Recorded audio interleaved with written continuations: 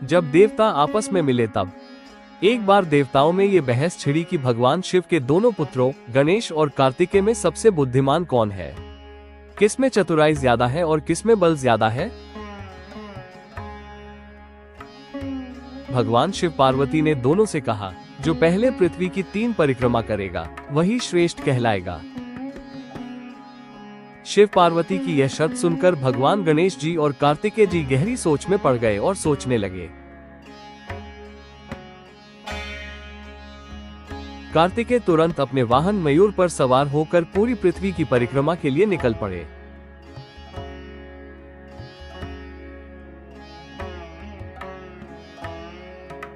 उधर भगवान गणेश जी वहीं रुककर गहरी सोच में पड़ गए और सोचने लगे।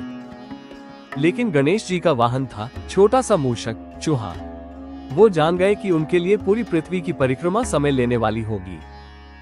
भगवान गणेश जी की बुद्धि जाग उठी और उन्होंने बिना कोई देर किए भगवान शिव और पार्वती की ओर दौड़ लगा दी।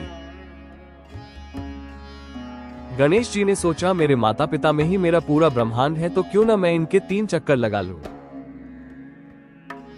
और फिर गणेशी ने जैसा सोचा वैसे ही वो चक्कर लगाना शुरू करते हैं।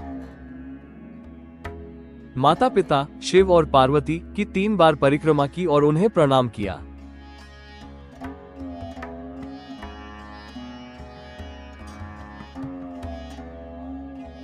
जब कार्तिकेय लौटे तो उन्होंने देखा कि गणेश जी पहले ही विजेता घोषित हो चुके हैं। उन्होंने पूछा, क्यों?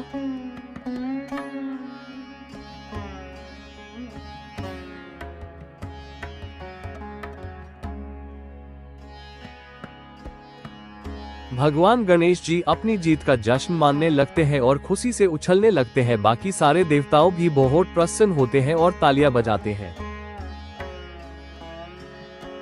ये देखकर कार्तिकेय कुछ क्षण के लिए सोच में पड़ गए और उन्होंने पूछो। गणेश जी ने मुस्कुराकर उत्तर दिया, माता पिता ही संपूर्ण ब्रह्मांड है, उनमें ही सारा ब्रह्मांड छुपा हुआ है। उनकी परिक्रमा करना पूरी पृथ्वी की परिक्रमा के बराबर है। इसलिए मैंने अपने माता पिता के 3 चक्कर लगाए और मैंने ये महसूस किया कि मैंने पूरी पृथ्वी के 3 चक्कर लगाए। शिव और पार्वती ने गणेश की इस बुद्धिमत्ता पर प्रसन्न होकर उन्हें प्रथम पूज्य होने का आशीर्वाद दिया।